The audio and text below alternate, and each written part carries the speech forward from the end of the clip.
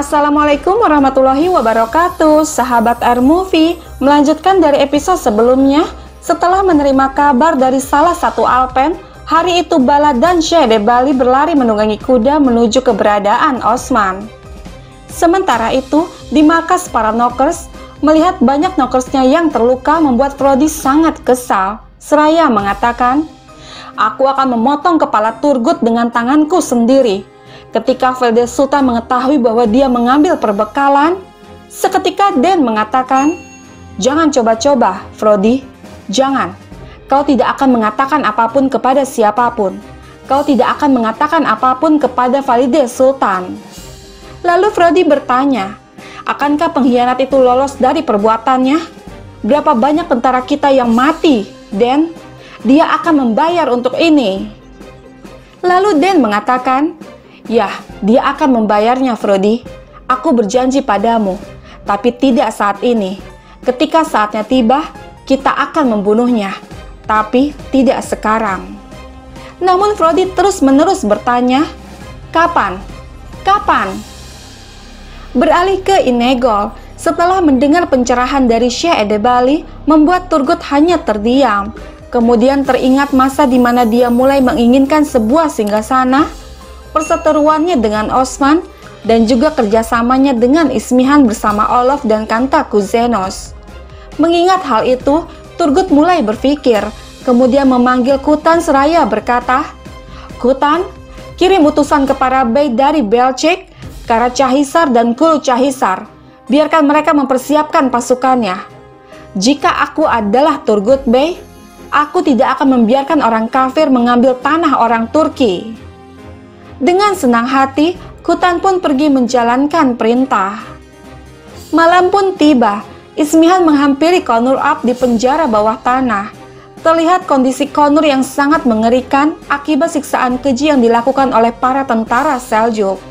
Kemudian Ismihan bertanya, "Di mana Mesut? Di mana Osman menyimpan Mesut?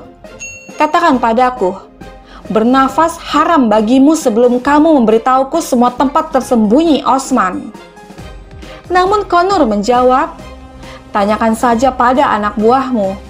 Mendengar ini membuat Ismihan semakin kesal, kemudian membakar tubuh Konur dengan api. Seraya berkata, "Apakah kamu kesakitan? Kamu akan lebih menderita jika kamu tidak berbicara." Namun Konur menjawab, "Kau tidak akan bisa membuatku mengatakan sepatah kata apapun." Mendengar ini membuat Ismihan semakin kesal. Sahabat kita beralih sejenak ke Osman. Di sana dia berkata, "Aku akan menemukan segel itu apapun yang terjadi. Aku akan mengambil kekuatan Veldet Sultan darinya." Tidak lama Shehde-Bali datang bersama Bala. Kemudian mengatakan, "Semoga Allah menyembuhkanmu dengan nama Syafinya, Sultan Mesut." "Osman Bey, Darwis di luar. Kita akan membawanya sekarang." Lalu Osman mengatakan, "Syehim, Sogut adalah tempat teraman. Tempat yang paling tidak terlihat adalah pondok. Darwis akan membawa Sultan Mesut tanpa ada yang melihat. Veldet Sultan sangat sombong, sehingga dia bahkan tidak bisa melihat apa yang ada di depannya. Dia tidak akan pergi ke pondok." Kemudian Shehde-Bali mengatakan, "Kami merasa terhormat untuk menjamu Anda di sana, Sultan Mesut. Tetapi jika kau merindukan kenyamanan di istanamu, kau tidak dapat menemukannya di sini. Tempat tidur kami terbuat dari bulu kambing. Kau harus tahu itu." Mendengar ini Mesut berkata, "Astagfirullah, Shehde-Bali. Tempat tidurmu terbuat dari bulu kambing lebih baik daripada yang ada di istana yang terbuat dari bulu angsa. Setidaknya hidupku dilindungi oleh orang-orang yang aku percaya." Lalu Osman mengatakan, "Ewalah, Bala yang akan mengurus ini. Kita akan menggulingkan Veldet Sultan." Mendengar ini Mesut bertanya, "Osman Bey, apakah kamu berbicara tentang pergi ke Ismihan dan mengambil segelnya?" Dan Osman menjawab, "Jangan khawatir, dia tidak akan menyadarinya. Bala akan mengurus semuanya." Dengan tersenyum, Bala mengatakan, "Jangan khawatir, Sultan Mesut." Lalu Osman berkata, "Ayo, kami harus pergi. Semoga Allah melindungimu. Orang kepercayaanku bersamamu." Namun saat Osman hendak pergi, seketika Mesut menghentikannya seraya bertanya, "Osman Bey, kemana kau akan pergi?" Dan Osman menjawab, "Aku bilang bahwa aku akan mengambil 2 kepala untukmu. Sekarang, aku akan mengambil yang pertama." Kemudian Osman pun pergi meninggalkan goa bersama Boran. Sahabat kita kembali lagi ke Sogut. Atas perintah Ismihan, Frek meletakkan beberapa serangga mematikan pada tubuh Kolnur untuk membuatnya bicara. Dengan sangat keji, Ismihan menyiksa Kolnur tanpa hati nurani sedikit pun. Beralih ke Inegol, saat semua bey sudah berkumpul, Uras berkata, "Kami pernah setuju denganmu, Turgut Bey. Tapi, mengapa kamu mengumpulkan kami lagi?" Namun Turgut berbalik tanya, "Apakah kita selesai hanya karena kita pernah setuju, Uras Bey? Apakah semuanya sudah selesai?" Lalu Syahin bertanya, "Apa yang belum selesai, Turgut Bey? Beritahu kami." Kemudian Turgut menjawab, "Kita tidak mengambil kembali kastil kita. Kita tidak mengirim orang kafir pergi dari tanah kita. Kita tidak melakukan apa-apa." Namun Uras berkata, "Tidak, Turgut Bey. Kami berdiri melawan orang-orang kafir ketika mereka meminta kastil.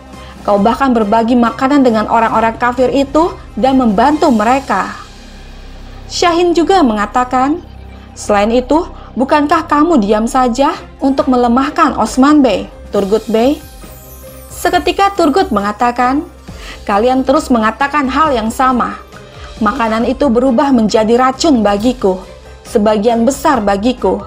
Sekarang beritahu aku, di mana Osman Bey saat kita mengkhawatirkan tanah air kita? Katakan padaku, di mana Oktem Bey? Apakah ada orang yang menunjukkan upaya untuk dakwah ini kecuali aku?" Lalu Dermihan berkata, "Jika dakwahmu adalah dakwah penaklukan, kami akan mengorbankan hidup kami dengan jalan itu. Beritahu kami apa yang harus dilakukan." Kemudian Turgut mengatakan, "Ewalah, pertama-tama kita akan memenggal kepala orang-orang kafir di kastil kita, dan kita akan menyingkirkan mereka dan mengusir mereka dari tanah air kita selamanya. Olof dan anjingnya mengira kita tidak cukup kuat untuk bergerak. Kita akan memukul mereka dengan kesombongan mereka. Sekarang, dengarkan aku baik-baik. Alpenku akan menunggu di sekitar kastil, dan kalian akan membuka pintu ketika kalian yakin itu aman. Kemudian, kita akan mengirim Olof dan anjingnya pergi dari tanah air kita. Sekarang, katakan padaku, Bellers, apakah kalian bersamaku?" Seketika Osman datang memasuki ruangan seraya berkata, "Para bey bersamaku." Sahabat kita beralih sejenak ke Yenisehir. Ulgen bertanya kepada Aisyah, "Apakah Bala Hatun akan tinggal di penginapan sekarang?" Dan Aisyah menjawab, "Sepertinya begitu, Ulgen." Lalu Ulgen berkata, "Aku tidak mengerti kenapa ini terjadi."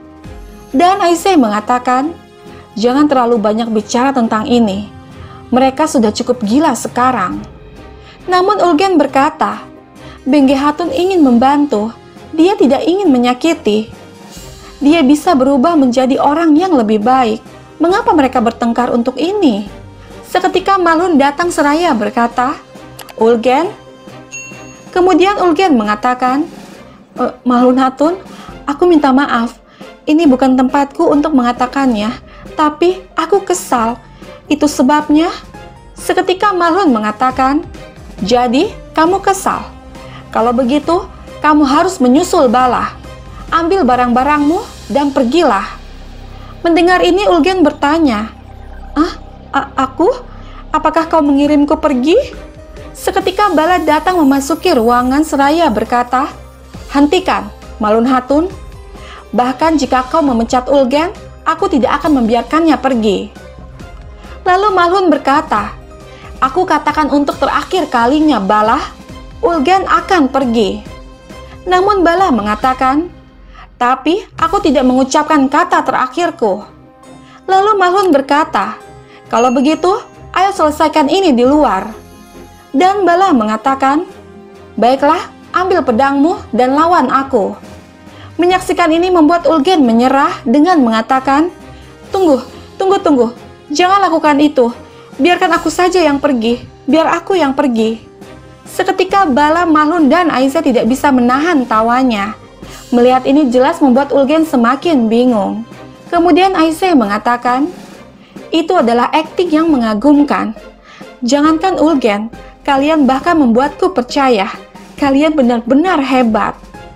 Lalu Mahlun mengatakan, "Itu cukup jika Valda Sultan dan Bengge Hatun mempercayainya, Aisyah." Bala juga mengatakan, "Mereka percaya. Dia menentukan dalam memperkuat api." Namun Ulgen berkata, "Kenapa kalian membodohiku seperti ini? Aku hampir mati." Lalu Mahlun bertanya, "Akankah kami meninggalkanmu, Ulgen?" Sahabat, di sini kita diperlihatkan kilas balik saat Bala menerima cincin kerajaan milik Sultan Aladin. Dengan menunjukkannya kepada Mahlun, Bala berkata, "Valda Sultan bersumpah untuk mengubah kita menjadi musuh. Sepertinya dia tidak berhenti." Lalu Mahlun mengatakan, "Kalau begitu, kita akan memainkan permainan untuknya." Dan Bala mengatakan, "Baiklah, biarkan dia berpikir bahwa dia telah mencapai tujuannya. Jadi, dia akan lega dan duduk santai." Lalu Mahlun mengatakan, "Bagus, mari kita lakukan di tempat yang semua orang akan mempercayai kita." Kembali ke saat ini, Bala berkata, "Besok, dia akan mengumpulkan Hatun Bey. Dia mengundangku. Ini adalah waktu yang paling tepat untuk mengambil segel." Namun Aisyah bertanya, "Akankah kita dapat mengambilnya di antara semua Hatun itu?" Mahlun juga mengatakan, "Dia akan membawanya, karena itu sangat penting." Lalu Ulgen bertanya, "Kenapa kita tidak pergi ke kamarnya dan mengambilnya ketika dia sedang tidur? Tetapi aku tidak ingin melakukan itu. Valda Sultan akan menguburku hidup-hidup." Dengan tersenyum, Bala menjawab, "Tidak perlu, Ulgen. Aku tahu cara mengambilnya." Di sisi lain, terlihat Esma yang sedari tadi mendengarkan semuanya dari balik pintu. Sahabat, kita kembali ke Osman. Dia berkata, "Waktu yang kuberikan padamu untuk Inegol sudah berakhir. Tetapi aku dapat melihat bahwa Valda Sultan yang kau kendarai tidak ada di sini dan temanmu, Olof." Lalu Turgut mengatakan, "Jangan khawatir, aku akan menghukum Olof." Kemudian Osman bertanya, "Akankah kamu menghukumnya dengan duduk di meja yang sama dengannya?" "Kita akan berurusan dengan ini nanti. Ada masalah lain sekarang. Orang Mongol di Konya adalah pendukung terbesar Valda Sultan. Sekarang mereka datang untuk menghancurkan kita." Mendengar ini Turgut bertanya, "Ada dua masalah, bukan satu?" Seketika Osman mengatakan, "Kapan kita hanya memiliki satu masalah? Komandan Samagar yang akan datang ke sini. Pertama, kita akan membunuhnya. Kemudian, kita akan mengeluarkan Olof dari kastil." Lalu Turgut bertanya, "Samagar atau siapapun dia, bagaimana kita akan membunuhnya?" Dan Osman menjawab, "Kau yang akan melakukannya. Fakta bahwa kau bersama Valda Sultan akan membantu kami. Sultan Mesut yang digulingkan, aku memilikinya." Mendengar ini Turgut mengatakan, "Aku tahu kau tidak akan kembali dengan tangan kosong. Tapi Sultan Mesut?" Dan Osman mengatakan, "Kau akan memberitahu Valda Sultan bahwa aku memiliki Sultan Mesut. Aku menyimpannya di goa kami di Guragaj. Kau akan memberitahunya bahwa kami mengambil tindakan. Dan dia akan mengirim komandan Samagar. Ketika dia datang, aku akan membunuhnya di sana." Lalu Turgut mengatakan, "Evalah, anggap saja sudah beres." Kemudian Osman memerintahkan semuanya untuk bersiap dan pergi meninggalkan ruangan. Kemudian Osman berkata kepada Turgut, "Kau membiarkanku sendiri di saat tersulitku. Karena kamu, banyak prajuritku yang mati syahid. Banyak peralatanku yang hilang. Banyak upaya penaklukanku dihentikan. Jika aku berbicara denganmu sekarang, Itu karena dakwahku lebih besar dari kemarahanku. Lalu Turgut mengatakan, itu tidak berbeda bagiku. Semua yang aku lakukan adalah untuk dakwah. Kemudian Osman berkata, selesaikan itu. Dan Turgut mengatakan, sudah pasti kita akan menang. Kamu bisa yakin akan hal itu. Kemudian Osman pun pergi meninggalkan kastil.